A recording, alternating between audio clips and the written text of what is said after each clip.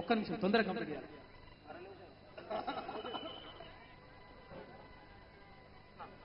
ఈనాటి రాజకీయ యుద్ధ పేరి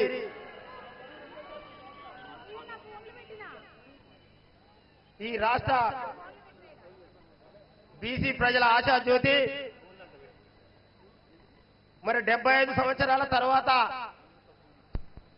బీసీల గొంతుని వినిపిస్తూ మరి ఒక్క పిలుపు ఇవ్వగానే ఎన్నో రకాల ఒడిదొలుకులు ఎదుర్కొంటూ అనేక రకాల ఇబ్బందులు ఎదుర్కొంటూ 6 కిలోమీటర్ల దూరాన బండ్లాపితే నడుచుకుంటూ వచ్చినటువంటి ఈ బీసీ బిడ్డలందరికీ కూడా పేరు పేరున పాదాభివందనం తెలియజేసుకుంటా ఉన్నాను.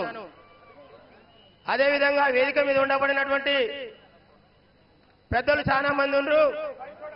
మరి 75 సంవత్సరాల నుండి భారతదేశానికి స్వాతంత్రం వచ్చిన నాటి నుండి కూడా బీసీలకు రాజ్యాధికారం రావాలనేటటువంటి లక్ష్యంతోనే మరి పోరాటం చేస్తున్న పెద్దలందరూ కూడా ధన్యవాదాలు తెలియజేస్తా ఉన్నాను. మరి ఇప్పటి వరకు చేసింది పోరాటాలు, ఇక పైన పోరాటాలు ఆరాటాలు మనకు అవసరం లేదనేటటువంటి వాస్తవాన్ని ఈ వేదిక ద్వారా మీ అందరూ కూడా తెలియజేస్తా ఉన్నాను. ఎందుకంటే ఈ తెలంగాణ రాష్ట్రం వస్తే బీసీల బతుకులు బాగుపడతాయని నమ్మి మరి వాళ్ళ మా అక్క శ్రీకాంతాచారిని ఈ తెలంగాణ రాష్ట్రం కోసం మరి బలిస్తే ఆత్మ బలిదానం చేసుకుంటే 10 సంవత్సరాలైనా మా అక్కకు ఈ రాష్ట్రం నుండి ఈ రాష్ట్రంలో పరిపాలన చేసినటువంటి ప్రభుత్వాల నుండి ఏ రకమైనటువంటి గౌరవం దక్కిందో మరి ఇక్కడ ఉన్నటువంటి మీరు అందరూ కూడా ఆలోచన చేయాల్సినటువంటి అవసరం ఉంది. ఒక్క శ్రీకాంతాచార్య కాదు, మరి అలాంటి వాళ్ళు ఎంతో మంది త్యాగాలు చేసినటువంటి చరిత్ర భారతదేశ స్వతంత్ర పోరాటం నుండి మరి తెలంగాణ సాయుధ పోరాటం నుండి మరి నేటి వరకు కూడా నడుస్తా ఉంది. అందుకనే మిత్రులారా, మన పెద్దలు చాలా మంది మాట్లాడే వాళ్ళు ఒకే ఒక్క మాట చెప్తా ఉన్నా, ఇప్పటి వరకు మనం పోరాటాలు చేసినాం, కొట్లాటాలు చేసినాం. ఇప్పుడు ఎవరితోని కొట్లాట మనకు అవసరం లేదు, ఎవరితోని పోరాటం మనకు అవసరం లేదు.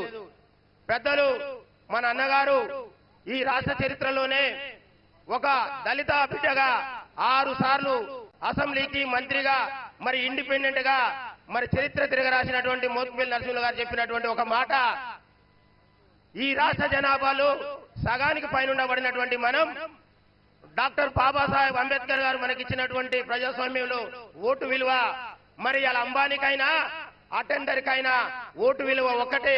మరి అందులో మనం 60% పైన ఉండబడినటువంటి మన ఓట్లు మనం వేసుకుంటే రాజ్యాధికారం తథ్యం అనేటటువంటి వాస్తవాన్ని మరి నమ్మాల్సినటువంటి అవసరం ఉందని ఈ వేదిక ద్వారా మీ అందరూ కూడా గుర్తు చేస్తా ఉన్నాం. ఉందా లేదా? అది నిజమైతే ఒక్కసారి మీరందరూ కూడా పిడికిలెత్తి గర్తించాల్సినటువంటి అవసరం ఉంది. మన గర్తింపు వింటే ఈ రాష్ట్ర కేంద్ర ప్రభుత్వాలు గడగడలాడాల్సినటువంటి సమయం ఆసన్నమైంది. మనకొక తీన్మార్ మల్లన్న రూపంలో బీసీలకు ఒక మొగోడు ఒక మొనగాడు దొరికిండు, ఆయనని వదిలిపెట్టేది లేదు. ఈ రాష్ట్రంలో బీసీలకు రాజ్యాధికారం వచ్చుడు మరి తీన్మార్ మల్లన్నని ఏం చేసుకుందాం, ముఖ్యమంత్రి అవుడు.